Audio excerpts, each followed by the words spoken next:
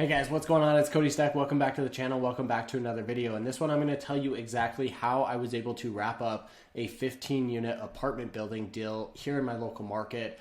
And this was a property that I'd only found out about maybe 2 hours prior to actually making an offer, and I got my offer accepted same day. So this is going to be an example of how you can find properties like this, how you can move quickly on them, and just some general things that I learned along the way. So let's jump into it. We're talking about a 15-unit apartment building that was actually a motel conversion. So this is an old property that was converted from a motel into these individual studio units. So there's one main house that used to be the office, which is a little bit bigger, and then there's 14 studio apartments that are basically like a hotel room, right, if you will. So there's a bathroom, very small kitchen, and then it's basically just a studio where you can put a bed and a TV and a dresser and maybe a chair or something, right? So they're really pretty small places, but I feel like I got them at a pretty good price, and I feel like we're going to be able to really succeed with this property because the property has been severely mismanaged. This is a property where the owner lives here locally. They've got some other businesses, some other things that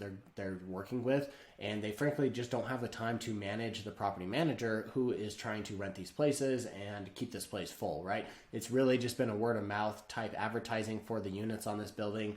And frankly, almost half of the units are actually sitting vacant at the moment. So this is a little bit concerning as somebody new coming in. I'm going to have to work with the tenants, work with the new property manager, work with the people who are on site, and get this place filled up. But ultimately, I think that's actually where a lot of the opportunity comes from, is because the market's kind of crazy right now. And if you can find a value add deal in today's market, that's going to take you a really long way because you're going to be able to add value. So a little bit about the numbers on what I'm looking at for this deal is I'm expecting to, we're going to pay about $750,000 as a purchase price, and that's for the 15 units.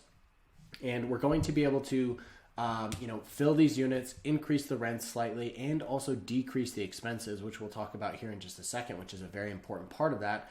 And I think that with this new value, we will actually be able to get our new value or new estimated value up to just under $1 million. I think we're going to be at like $950,000 to $1 million, and that's going to be $250,000 worth of value that I'm going to be able to gain just from filling up these units, getting the property managed properly, and adding value to what's there. So I think I'm going to be able to achieve this. We're going to see if rents go up as much as I expect. Then that's definitely going to help out, because basically what we're trying to do is increase the income, decrease the expenses, and therefore you're taking more home into your pocket, and you also increase the value of the property overall. So this is a great opportunity to add long-term value. You get the tax benefits, and I'm also expecting to get a pretty healthy chunk of cash flow so long as the property can get rented and stay rented and is in a position where there's going to be enough tenants that are staying there on a monthly basis to be able to cover all the expenses, cover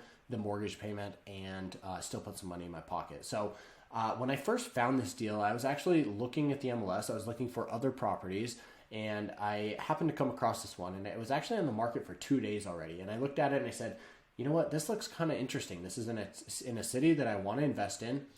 It's a smaller town. I think there's going to be some decent future growth coming to this area, and I think it's going to be a spot that there's going to be demand for. I found a property, I looked at it, looked at the pictures, and I thought, you know what, this looks like it's really just kind of been mismanaged. Somebody's not really taking care of it, but that's exactly where the opportunity lies. If you go out there and you start looking at properties and you look at what's on the market, a lot of what you find is going to be overvalued. So that's kind of a concern for me when a lot of it's overvalued. This is a property that is actually going to be undervalued based on what I think I can do to it. So found this property on the MLS. I called the agent right away. I had a 35-minute phone call with this agent, just talking about the property, talking about what he knew about it, what he knew about the owners, what he knew about the tenants, what he knew about the property itself. He asked me some questions about my situation, and we just went through this whole process of building this relationship. And that's such a crucial, important thing if you're looking at commercial real estate or even just purchasing any type of real estate. If you can build a relationship with the seller, with the buyer, with the agent, if you can build a relationship with them, you're going to go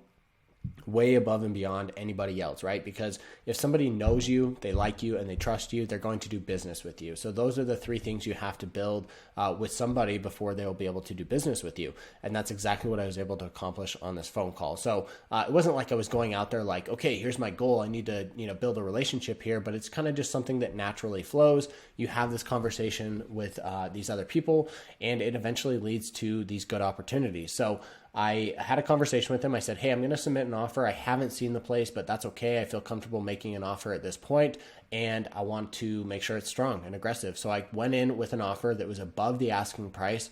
I reduced my commission, which I was going to get paid for being a real estate agent representing myself. And I also offered non-refundable earnest money up front, which basically means that, hey, I put this deal under contract. If I have to walk away from it, I lose money.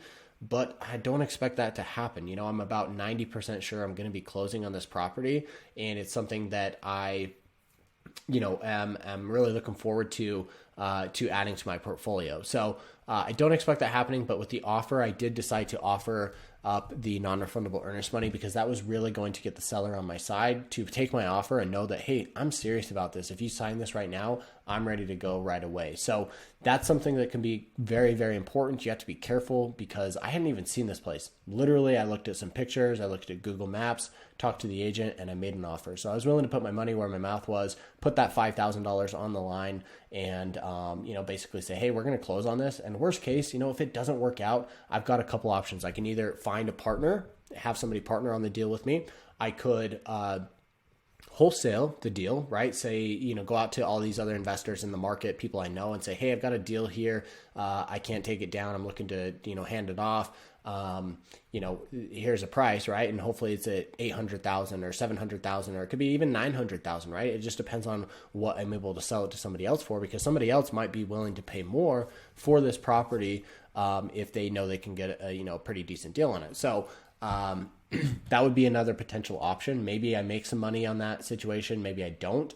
Or third thing, I could walk away, and that would be something where it's like, hey, do I want to lose $5,000? No, definitely not. But I'm okay walking away from $5,000 to not buy a deal that's going to be a headache and going to require a ton of effort from me. So that's something that I'm kind of prepared for. I do think that it's a great property. I think that there's potential to turn it into something nice. A lot of the big amenities on the house are in great shape.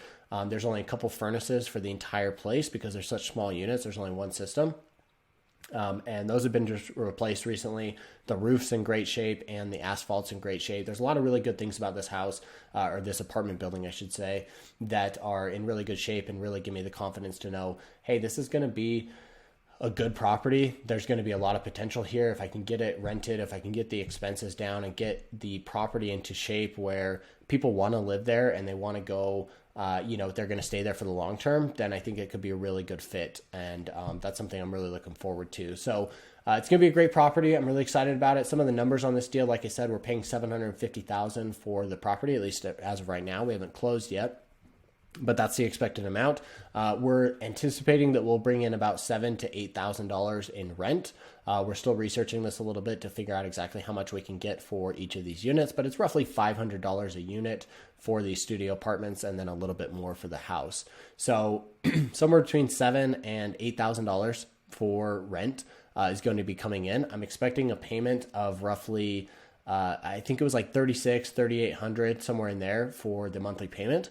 And I'm expecting expenses of, probably $2,000 to $3,000 per month. So $2,000 to $3,000, let's say it's $2,000 off of $7,000, that leaves me with $5,000 minus the $3,600. I'm going to be making roughly $1,400 a month, and that gives me the potential to potentially earn up to about 11 or 12% cash on cash return. So that's not amazing. I've had some properties that are pushing, 20, 30, even 40% cash on cash return. I've even got some that are technically infinite just because I didn't put any money into the deal. But, if I can achieve a 10 or 11% cash on cash return, maybe even 12% if we do get rents up a little bit higher, then that's something I'm definitely looking forward to. That's going to be a pretty decent return. I can definitely live with that. I do try to shoot for anything over 16%.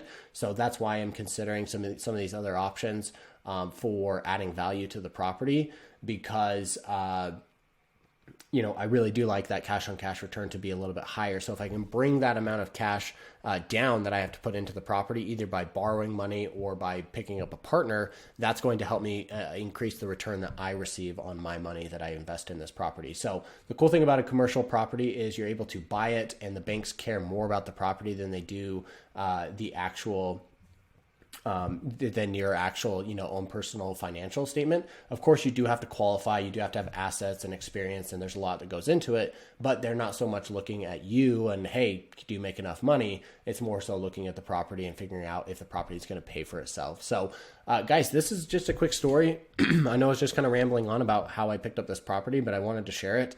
I think it's a pretty big step. It's pretty crazy that I am in a position to do this. It's not an amazing deal. It's not a spectacular deal, but it is a fairly decent sized deal. And this is something I want to kind of get my feet wet with, because a couple things. One, it gives me experience for commercial deals. I get to learn the ins and outs of how these appraisals work or how these renovations work with, numerous units. It lets me know what it's like to work with a property manager. A lot of my own properties I've self-managed, so I haven't worked with this property managers before. So there's going to be a lot of experience in it. It's a relatively small deal, at least as far as commercial is concerned. And it's going to basically just put me in a spot where I'm able to get a little bit of experience and get my feet wet and basically just figure out how these apartment buildings work so I can do bigger and better deals later on in the future. So I'm really hoping this one turns out. I'm going to be keeping you guys updated on anything I can as I go tour the property, as I work through the loan process, anything like that, and would love for you to join along. So consider subscribing to the channel and maybe share this video with a friend or a family member who might find this video to be helpful as well. Thank you guys so much for watching. I'll catch you in the next one.